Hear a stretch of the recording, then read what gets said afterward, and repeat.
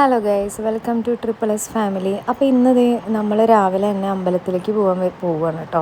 കർക്കിടക മാസമാണ്, രാമായണ നാളുകളുമാണല്ലോ. അപ്പോൾ ഇന്ന് ഓൾറെഡി അച്ഛനും അമ്മയും കൂടെ വരുന്നില്ല കേട്ടോ. വാവാച്ചിയാണെങ്കിൽ സ്കൂളിലും പോയി. ഞങ്ങൾ രണ്ടുപേരും കൂടിയാണ് പോകുന്നത്. പിന്നെ അവിടെ നിന്ന് നമുക്ക് നേരെ ബാങ്കിലും കുറച്ച് ബുക്സ് മേടിക്കാൻ ഇങ്ങനെയൊക്കെയുള്ള കുറച്ച് കാര്യങ്ങളും കൂടെ ഉണ്ട് കേട്ടോ.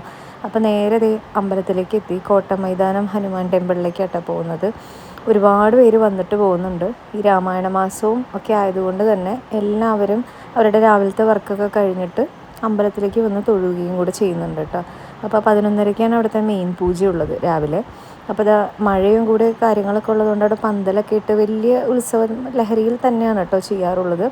അവിടെ പിന്നെ സ്റ്റേജും കാര്യങ്ങളൊക്കെ ഉണ്ട്. നമ്മുടെ ഡാൻസ്, പാട്ട് ഇതെല്ലാം അവിടെ നടന്നുകൊണ്ടിരിക്കും. കച്ചേരി ഇതെല്ലാം നടന്നുകൊണ്ടിരിക്കും കേട്ടോ.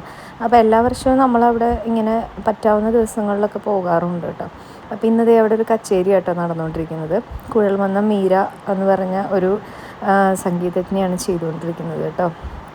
ഞങ്ങളവിടെ ചെന്ന് തൊഴുതു ഇറങ്ങി. നല്ലൊരു അന്തരീക്ഷമായിരുന്നു. മഴ വരാൻ പോകുന്ന പോലെ നിൽക്കുന്നുണ്ടായിരുന്നു. അങ്ങനെ ഞങ്ങൾ അവിടെ നിന്ന് ഇറങ്ങിയിട്ട് ഇതാ വരുന്തോറും ആൾക്കാരുടെ എണ്ണം കൂടിക്കൊണ്ടിരിക്കുകയായിരുന്നു. അപ്പോൾ അത്രയും തിരക്ക് വന്നുകൊണ്ടിരിക്കുകയായിരുന്നു കേട്ടോ.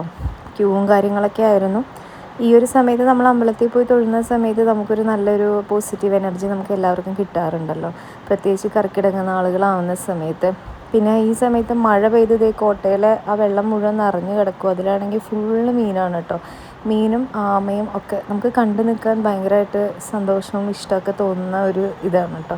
ഈ ഒരു സമയത്താണ് വെള്ളവും കൂടിയൊക്കെ നിറഞ്ഞു നിൽക്കുന്നതുകൊണ്ടാട്ടോ അങ്ങനെ.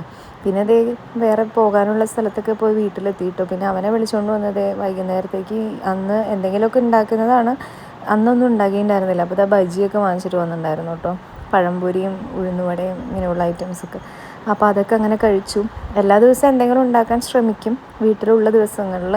പക്ഷെ ഇന്ന് ഒന്നും ഉണ്ടാക്കാൻ സാധിച്ചിട്ടുണ്ടായിരുന്നില്ല. അപ്പോൾ വരുന്ന വഴി തന്നെ അവനെ കൂട്ടിയിട്ട് വരുന്ന വഴി തന്നെ ഇങ്ങനെയുള്ള ബജിയൊക്കെ വാങ്ങിച്ചിട്ട് വന്നിട്ടുണ്ടായിരുന്നു. അപ്പോൾ ഞങ്ങളെല്ലാവരും കൂടെ അതിരുന്ന് കഴിക്കുമായിരുന്നു. പിന്നെ അത് കാറ്റും മഴയൊക്കെ വന്നതുകൊണ്ട് തന്നെ കുറച്ച് ഇലകളൊക്കെ മുറ്റത്ത് വീണ് കിടക്കുന്നുണ്ടായിരുന്നു കേട്ടോ. എല്ലാ ദിവസവും അടിക്കേണ്ടി വരാറില്ല, കാരണം അത്രത്തോളം ഇലയൊന്നും വീഴാറില്ല. പിന്നെ കാറ്റൊക്കെ വരുന്ന സമയത്ത് മാത്രം എന്തെങ്കിലും ഇങ്ങനെ ചെറിയ ചെറിയ ഇലകളൊക്കെ വീണെടുക്കും. അത് കൈയോടെ അടിച്ചെടുത്ത് വൃത്തിയാക്കാറുണ്ട്. രാവിലെ ആണെങ്കിൽ അങ്ങനെ തന്നെയാണ്. വൈകുന്നേരങ്ങളിലാണ് കൂടുതൽ. രാവിലെ ആകുമ്പോൾ പിന്നെ നമുക്ക് വേറെ പണി തിരക്ക് കാര്യങ്ങളൊക്കെ വരും. പിന്നെ ഈവനിങ് ആകുമ്പോൾ ആ ഒരു ടൈമിൽ ഇതാ എല്ലാം അടിച്ച് ക്ലീൻ ചെയ്ത് വൃത്തിയാക്കുവാണ്.